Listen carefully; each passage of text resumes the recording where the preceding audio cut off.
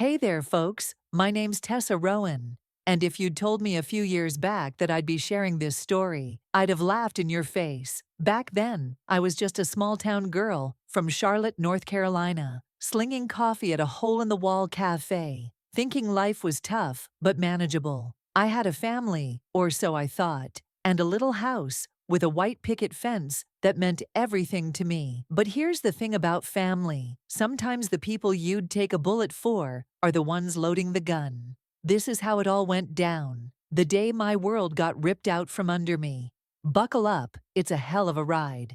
The kitchen smelled like burnt toast and cheap Dunkin' Donuts coffee that morning. The kind I'd brewed in a chipped pot because it was all I could afford. I stood by the sink, staring out at the old oak tree in the front yard, its branches heavy with leaves, turning gold in the October chill. That tree was my anchor. Dad had hung a tire swing there when I was 6, and Mom used to sit under it with her iced tea, humming Patsy Cline tunes. 2 weeks ago, a semi-truck took them both out on I-85, and I'd been walking around in a fog ever since. The house felt too quiet now, but it was still mine, my safe place, or so I thought. I was rinsing my mug when the doorbell buzzed, sharp, insistent, like it was pissed off. Frowning, I wiped my hands on my faded jeans and shuffled to the front. Through the peephole, I saw Bryce, my older brother, all 6'2" of him, arms crossed and jaw tight. Callie, my sister, stood beside him, tapping her foot like she had somewhere better to be. I opened the door, a knot already twisting in my gut. "Hey guys," I said, forcing a smile. "What's up? Didn't expect you today." Bryce didn't smile back. "We need to talk, Tessa, now." Callie smirked, brushing past me into the living room like she owned the place. "Yeah, let's make this quick. I've got a nail appointment at 2. I followed them in, heart thudding. The air felt wrong, thick with something I couldn't name. Bryce dropped a stack of papers on the coffee table. Legal stuff, all fine print and signatures. Callie flopped onto the couch, picking at her chipped manicure. "What's this?" I asked, picking up the top sheet. My eyes snagged on words like estate and transfer. "Is this about Mom and Dad's will?" Bryce leaned against the wall, avoiding my gaze. "Yeah, it's done. We settled it." "Settled it?" I blinked, the paper trembling in my hands. "What do you mean, settled it? I wasn't even at the meeting." Callie snorted, not looking up. "That's because you didn't need to be. We handled it." "Handled it how?" My voice cracked, but I couldn't stop it. "This is our house, all 3 of us. We're supposed to figure this out together." Bryce finally met my eyes, and there was nothing warm in them, just cold, hard steel. "Look, Tessa, you're not cut out for this. The house, the money, it's too much for you. Me and Callie decided to sell it, split the cash. It's already in motion." I stared at him, words clogging my throat. "Sell it. This is our home. Dad built that porch. Mom planted those roses out back. You can't just—" "We can," Callie cut in, her voice sharp as a slap. "And we did. You don't get a say. You're not pulling your weight around here anyway. Just pouring coffee at that dumpy cafe. What do you even contribute?" Her words hit like a punch, knocking the air out of me. I gripped the edge of the table, trying to steady myself. "I've been grieving, Callie. Same as you. I thought we'd stick together, not—" "Grieving doesn't pay the bills," Bryce snapped. "The estate's worth $300,000. We're not letting it sit here collecting dust because you're too sentimental. It's done. Papers are signed." "Signed by who?" I flipped through the pages, panic rising. There it was, Mom's signature, shaky but clear, next to Bryce's and Callie's. "Wait, I didn't sign this. How—" "Doesn't matter," Callie said, standing up. "It's legal. You're out. Deal with it." "Out?" My chest tightened, the room tilting. "What do you mean, out?" Bryce pulled a key from his pocket, the spare I'd given him years ago, and tossed it on the table. "We changed the locks. You've got till tonight to grab your stuff and go. After that, this place isn't yours anymore." I couldn't breathe, couldn't think. "You're kicking me out of my own house." "It's not yours," Callie said, her smirk twisting into something ugly. "Never was. Go sling lattes somewhere else, Tessa. That's all you're good for. They turned to leave, Bryce's boots thudding on the hardwood Mom had polished every spring. I grabbed his arm, desperation clawing at me. Bryce, please, this is our family. Don't do this.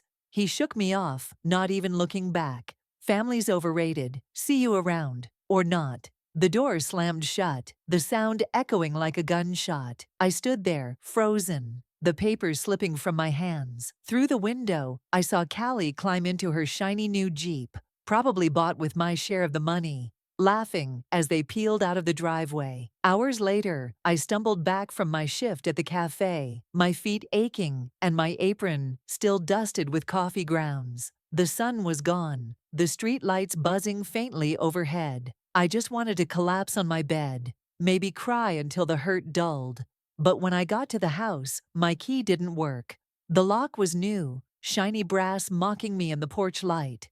A scrap of paper was taped to the door, Bryce's blocky handwriting scrawled across it. "You're not welcome, don't come back." I pounded on the door, my fists stinging.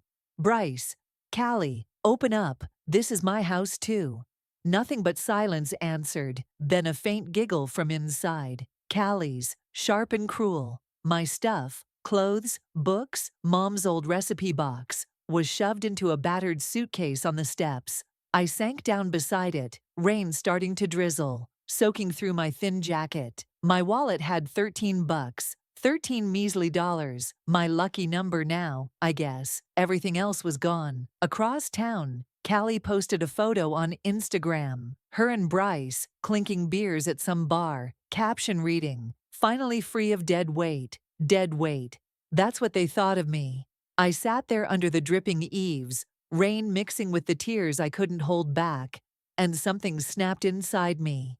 Not sadness, anger, pure, white-hot anger. Mara found me like that an hour later, soaked and shivering. She didn't say much, just hauled me and my suitcase into her beat-up Honda, cranking the heat as we drove to her place. "Those assholes," she muttered, gripping the wheel. "They're not getting away with this, Tessa. You hear me?" I didn't answer right away. I just stared at the $13 crumpled in my hand, the bills damp from the rain. "They think they've won," I said finally, my voice low, steady for the first time all day. "But this isn't the end. This is where I start." Mara's apartment smelled like lavender candles and leftover pizza, a far cry from the coffee and roses warmth of my old kitchen. I sat on her lumpy couch, still in my damp cafe apron, clutching that crumpled $13 like it was a lifeline. The rain outside hammered Charlotte's streets, drowning out the hum of late-night traffic. My suitcase, everything I had left, slumped against the wall like a kicked dog. $13. That's what Bryce and Callie thought I was worth. Not a cent more. Mara tossed a towel at me, her hazel eyes flashing. "Dry off before you catch pneumonia. Then tell me how we're gonna make those snakes pay." I didn't answer right away. My head was a mess. Grief for Mom and Dad, shock from the betrayal, and a burning anger I wasn't used to feeling. "I don't even know where to start, Mara," I mumbled, rubbing my face. "They took everything." "Not everything." She plopped down beside me, cracking open a Diet Coke. "They didn't take your brain, or your guts. You're Tessa Rowan, damn it. You don't just roll over." Her words stung, mostly because she was right. I'd spent years playing nice, keeping the peace with Bryce's temper and Callie's snark. No more. I straightened up, the $13 still in my fist. "They think I'm nothing," I said, voice low. "I'll show them nothing builds empires." The next morning, I woke up to Mara's alarm blaring some god-awful pop song. Her spare room was a closet with a futon, but it was better than the street. I dragged myself to the cafe, my sneakers squelching from last night's rain. Work was a blur.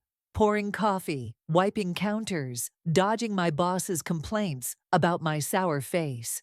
Every latte I poured felt like a reminder of Callie's jab. "Go sling lattes, Tessa. That's all you're good for." On my break, I checked my phone, a cracked old iPhone that barely held a charge. Callie had posted another Instagram story, her in a new leather jacket, sipping wine at some rooftop bar. Caption: Living the good life now. My thumb hovered over the screen, itching to type something, anything, to wipe that smug look off her face. Instead, I scrolled further. Bryce was tagged in a post, standing next to a flashy red Mustang, grinning like he'd won the lottery. New ride, new vibe, he'd written. My share of the house money, burning rubber on Charlotte's back roads. I slammed the phone down, my hands shaking. They were out there living large, while I scraped by on tips and Mara's couch. The injustice of it lit a fire in my chest, hotter than grief, sharper than fear. I wasn't just going to survive this, I was going to bury them. That night, back at Mara's, I found her hunched over her laptop, a half-eaten bag of Doritos beside her. "Get over here," she said, not looking up. "I've got something." I leaned over her shoulder, squinting at the screen. It was a scanned document. Pages of legal jargon, signatures, and numbers. "What's this?" "House sale records," Mara said, her voice tight with excitement. "I know a guy at the bank who owes me a favor. Bryce didn't just screw you over, he faked Mom's signature to cut you out completely. Look at this." She pointed to a line where Mom's name was scrawled, shaky and wrong, nothing like her neat cursive. My breath caught. He forged it. That's illegal, right? Mara's apartment smelled like lavender candles and leftover pizza, a far cry from the coffee and roses warmth of my old kitchen. I sat on her lumpy couch, still in my damp cafe apron, clutching that crumpled $13 like it was a lifeline. The rain outside hammered Charlotte's streets, drowning out the hum of late-night traffic. My suitcase, everything I had left, slumped against the wall like a kicked dog. $13. That's what Bryce and Callie thought I was worth. Not a cent more. Mara tossed a towel at me, her hazel eyes flashing. "Dry off before you catch pneumonia. Then tell me how we're gonna make those snakes pay." I didn't answer right away. My head was a mess. Grief for Mom and Dad, shock from the betrayal, and a burning anger I wasn't used to feeling. "I don't even know where to start, Mara," I mumbled, rubbing my face. "They took everything." "Not everything."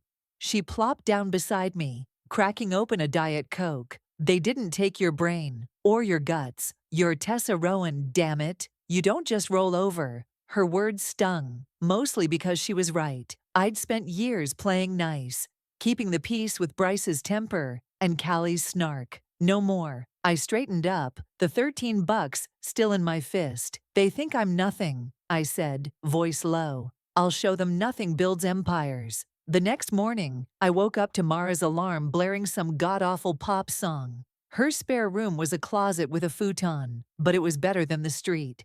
I dragged myself to the cafe, my sneakers squelching from last night's rain. Work was a blur. Pouring coffee, wiping counters, dodging my boss's complaints about my sour face. Every latte I poured felt like a reminder of Callie's jab. "Go sling lattes, Tessa. That's all you're good for." On my break, I checked my phone, a cracked old iPhone that barely held a charge. Callie had posted another Instagram story, her in a new leather jacket, sipping wine at some rooftop bar. Caption: "Living the good life now." My thumb hovered over the screen, itching to type something, anything, to wipe that smug look off her face. Instead, I scrolled further. Bryce was tagged in a post, standing next to a flashy red Mustang, grinning like he'd won the lottery. New ride, new vibe, he'd written. My share of the house money, burning rubber on Charlotte's back roads. I slammed the phone down, my hands shaking. They were out there living large, while I scraped by on tips and Mara's couch. The injustice of it lit a fire in my chest, hotter than grief, sharper than fear. I wasn't just going to survive this, I was going to bury them. That night, back at Mara's, I found her hunched over her laptop, a half-eaten bag of Doritos beside her. "Get over here," she said, not looking up. "I've got something." I leaned over her shoulder, squinting at the screen. It was a scanned document. Pages of legal jargon, signatures, and numbers. "What's this?" "House sale records," Mara said, her voice tight with excitement. I know a guy at the bank who owes me a favor. Bryce didn't just screw you over. He faked Mom's signature to cut you out completely. Look at this. She pointed to a line where Mom's name was scrawled, shaky and wrong. Nothing like her neat cursive. My breath caught. He forged it. That's illegal, right? Damn right it is. Mara spun the laptop toward me. This is your leverage, Tessa. They broke the law to steal from you. I stared at the screen, the words blurring as my pulse raced. Bryce and Callie hadn't just betrayed me. They'd committed a crime. For the first time since last night, I felt something besides pain, power. What do I do with this? I asked. Mara grinned, sharp as a blade. You hold on to it, build yourself up. Then, when the time's right, you hit them where it hurts. Days turned into weeks, each one a grind. I picked up extra shifts at the cafe, my hands raw from scrubbing mugs, my feet aching from standing 10 hours straight. Mara's futon became my permanent bed, the lavender candles my only hint of home. I ate ramen to save every penny, tucking tips into a coffee can under the sink. $13 had grown to 100, then 200, but it wasn't enough. Not yet. Bryce and Callie kept flaunting their win. Callie's Instagram was a parade of new clothes, fancy dinners, and captions like no baggage, just blessings. Bryce posted about his Mustang, his bar crawls, his big plans. Every photo was a knife twist, but I didn't block them. Their arrogance was fuel. Every smug post pushed me harder. One night, I came home to find Mara waving a bottle of cheap wine. We're celebrating, she announced, pouring 2 glasses. You didn't break today. That's worth a drink. I laughed despite myself. The first real laugh in weeks. Celebrating what? My glamorous life of dishwater and instant noodles. Celebrating you, she said, clinking her glass against mine. You're still here, Tessa. They thought you'd crumble. But you're tougher than they'll ever be. The wine was sour, but her words warmed me. I took a sip, staring at the coffee can of tips on the counter. I'm not just gonna stay here, Mara, I said, my voice steady. I'm gonna build something they can't touch, something bigger than their stupid car or their fake luxury. Then do it, she challenged. What's your move? I didn't have an answer, not a clear one. But I'd always loved Mom's old garden. The way she'd coax tomatoes and herbs from nothing but dirt and care. Maybe that was my way out. I'm thinking food, I said slowly. Real food, like Mom used to make. Organic stuff. People pay for that now, right? Mara's eyes lit up. Hell yeah, they do. Farmers markets are huge around here. You could start small, sell some bread, maybe veggies, use that green thumb of yours. It wasn't a plan yet, just a spark. But it was mine.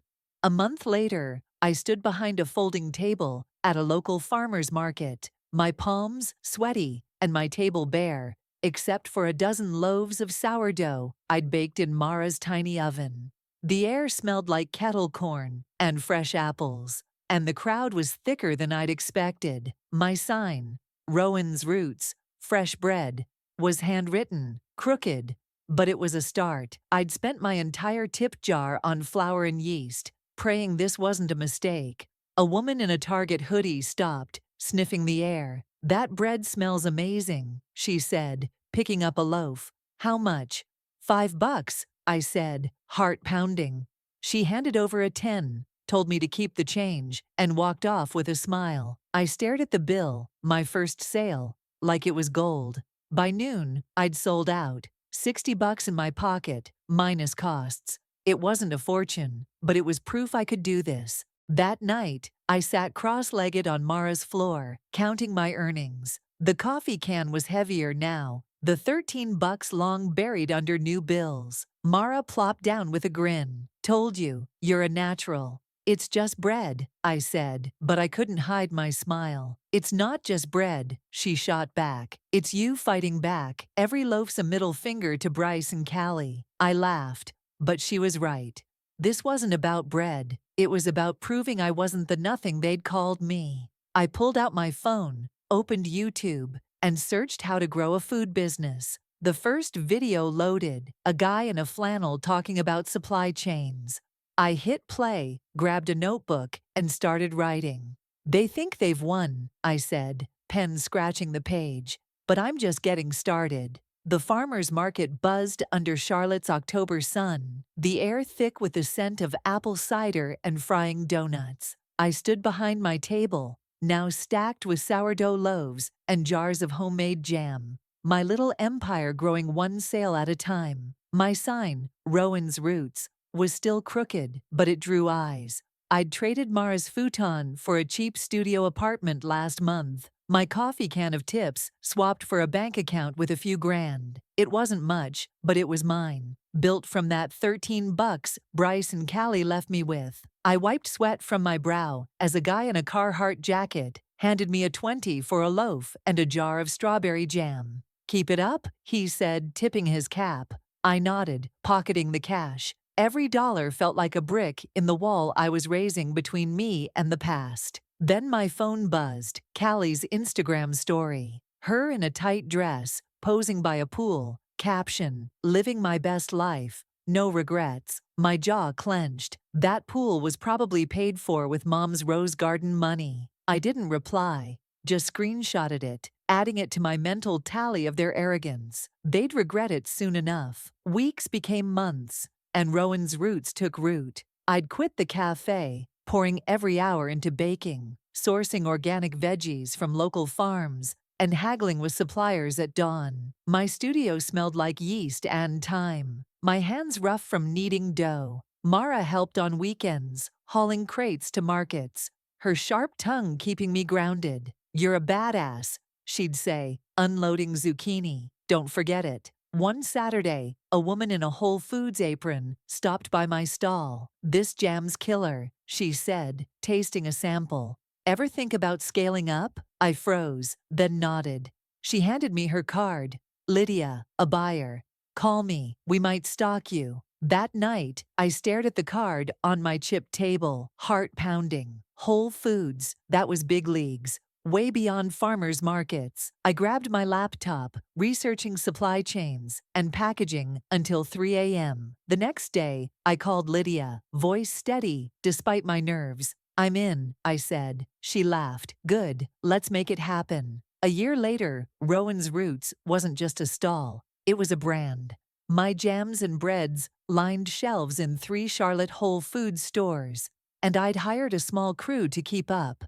I moved into a one-bedroom near downtown, the oak trees outside my window, a nod to the old house. Money rolled in, not millions, but enough to breathe easy. I'd clawed my way up from nothing, and it felt damn good. Then drama hit. Callie showed up at the market one humid July morning, her heels clicking on the pavement. I was boxing zucchini when she leaned over my table, sunglasses perched on her head. "Well, look at you," she sneered. "Playing farmer now, cute, but you'll never outshine us." I set the box down, meeting her gaze. "Funny, Callie.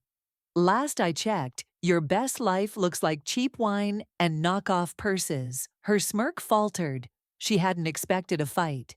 "Keep posting your pics," I added, voice ice cold. "They're my motivation." She huffed, stomping off, but not before snapping a photo of my stall. Probably to mock me later. I didn't care. Her taunts were fuel, and I was a furnace now. Bryce was next. I heard through Mara he'd crashed that Mustang. Too many beers, not enough sense.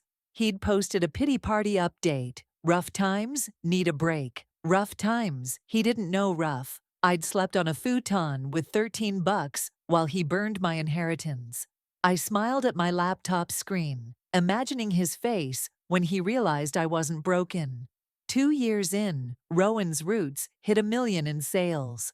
I'd leased a warehouse, hired more staff, and landed deals with regional chains beyond Whole Foods. My crew called me boss without irony, and I'd traded my beat-up sneakers for boots that didn't pinch. I wasn't rich, not yet, but I was unstoppable. One night, Mara dragged me to a dive bar to celebrate. "To you," she said, raising a Bud Light. "From dishwater to dominating. Bryce and Callie can suck it." I clinked my bottle against hers, grinning. "They thought I'd fade away. Now I'm everywhere they're not." She leaned in, eyes glinting. Speaking of, bank guy called. Bryce is drowning in debt. Callie's pawning jewelry. They're toast. I took a long sip, letting that sink in. Toast. Good. I'd built this without them. Better than them. My phone pinged. A YouTube notification. I'd started watching business vlogs, but this time I searched Bryce Rowan. Nothing but old car pictures. Then Callie Rowan. A blurry story of her whining about hard times. I laughed, sharp and bitter. They're falling, I said, setting the bottle down. And I'm just getting started. The warehouse hummed, with the clatter of crates and the sharp tang of fresh basil. Rowan's roots in full swing. I stood by the loading dock, clipboard in hand, watching my team pack orders for Whole Foods and beyond. 5 years since that rainy night with $13, and now my name was on every jar, every loaf, every shelf, from Charlotte to Raleigh. I'd built this empire from dirt, and it felt like steel under my feet. My phone buzzed, Callie's Instagram, because of course she couldn't resist. A grainy selfie in a pawn shop, pouting with a caption, "Times are tough, but I'll bounce back." I snorted. Tough? She didn't know tough. I'd heard from Mara she'd sold that leather jacket and half her closet to cover gambling debts. Bryce wasn't faring better. Word was he'd lost the Mustang to repo men and was dodging calls from loan sharks. Their inheritance money. Dust. I was scrolling through her pity post when the warehouse door creaked open. There they were, Bryce and Callie, looking like they'd crawled out of a dumpster. His jeans were stained, her mascara smudged. My crew paused, glancing over, but I waved them back to work. This was my show. "Tessa," Bryce started, voice raspy. "We need to talk." I crossed my arms, leaning against a crate. "Funny, last time we talked, you locked me out of my own house." Callie stepped forward, wringing her hands. "Look, we're family, okay? Things got messed up, but we're in trouble. Real trouble. You've got all this." She gestured at the warehouse. "Can't you help us out?" I laughed, short and cold. "Help you? After you forged Mom's signature, stole everything I had." I pulled out my phone, flashing the screenshot of Mara's bank records, the fake will. Their faces went pale. "Tessa, please," Bryce said, dropping to one knee like some desperate knight. "I'm begging. They're gonna break my legs if I don't pay up." Callie's lip trembled. "I've got nothing left. We thought you'd—" "Thought I'd what?" I cut in, stepping closer. "Crumble, cry, roll over while you lived it up on my dime." I reached into my pocket, pulled out a folder. The deed to the old house. Guess what? Bank foreclosed on it after your dumb investments tanked. I bought it back this morning. Cash. Bryce's jaw dropped. Callie gasped, clutching her chest. You can't." "I can," I said, signing the deed right there, pen slashing the page like a blade. And I did. "This house is mine again. You're nothing to me." "Tessa." Bryce lunged forward, but I sidestepped, nodding to security. 2 guys in vests moved in, grabbing his arms. Callie shrieked, "You're heartless." "Heartless?" I smirked, tossing the folder on the ground. "You taught me that trick. Enjoy your best life now." They were dragged out, Bryce yelling, Callie sobbing. I turned back to my crates, the sound of their pleas fading into the warehouse noise. My crew clapped, quiet at first, then louder. I didn't smile. This wasn't about them. It was about me. That night, Mara swung by with takeout from Bojangles, her grin wide. "Heard you owned them today," she said, cracking open a biscuit. Bryce's toast. Loan sharks trashed his apartment. Callie's begging followers for cash online. I took a bite of fried chicken, savoring the salt. They dug their hole. I just watched them fall. She pulled up Callie's latest story, her crying in a dimly lit room, whining about unfairness. Views were low, comments brutal. Karma's a bitch. I set my phone down, leaning back. "They thought I'd stay down," I said. "Now they're the ones begging." Mara raised her sweet tea. "To Tessa Rowan, queen of the comeback." I clinked my cup against hers, a tight smile tugging my lips. Queen? Maybe. But this wasn't the end. Not yet. The old house smelled like fresh paint and cedar.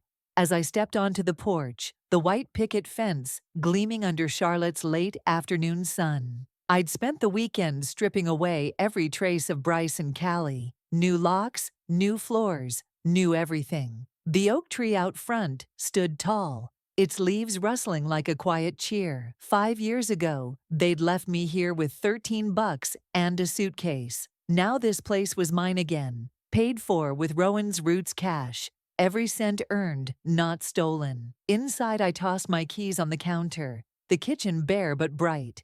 No more ghosts of Mom's roses or Dad's tire swing. Just my space, my rules. My phone buzzed. Bryce, again.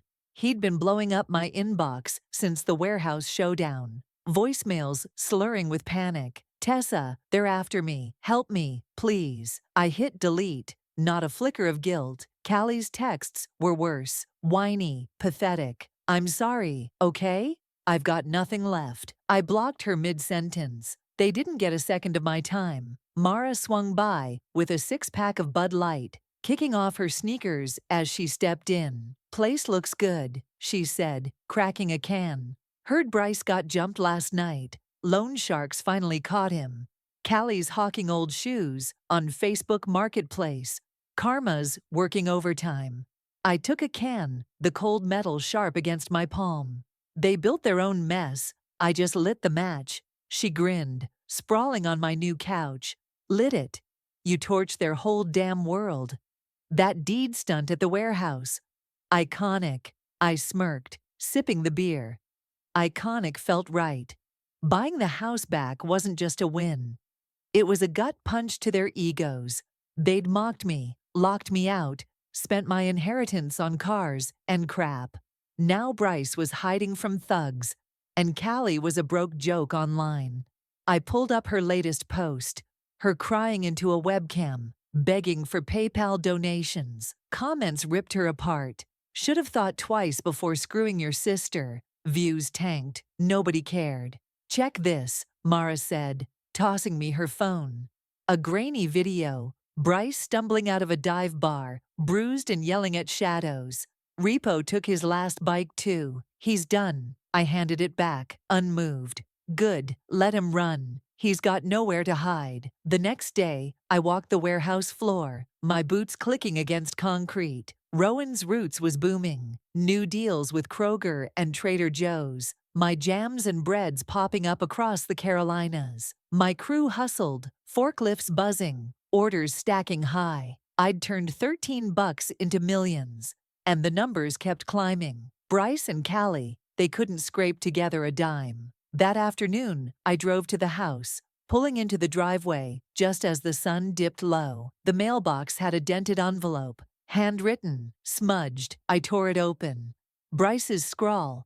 "I'm sorry, Tessa. We were wrong. Please, just $500 to get me out of this." A laugh escaped me, sharp and bitter. "Sorry? Too late." I grabbed a pen, stuffed $13, crisp, new bills, into a fresh envelope and scrawled a note. "This is all you're worth to me." I handed it to a courier, instructions clear. Deliver it to whatever hole Bryce was hiding in. Callie got the same. $13, same message. No mercy, no lectures, just cold, hard payback. That night, I sat on the porch, a Dunkin' coffee steaming in my hands. The air was crisp, the oak tree glowing under a streetlight. Mara's intel had been spot on. Bryce was on the run. Callie's last post, a pathetic sob story no one bought. They'd lost everything. Money, pride, each other. I'd lost nothing that mattered. Not anymore. I leaned back, the wood creaking under me. This house,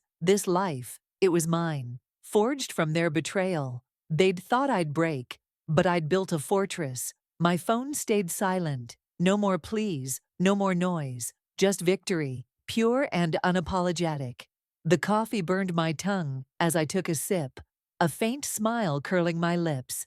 "This is mine," I said to the empty yard, voice steady. "Forever." If this story resonated with you, don't just keep it to yourself. Hit that like button, subscribe for more powerful stories, and let me know your thoughts in the comments. Your voice matters, and I read every single one. Thanks for watching, and I'll see you in the next one.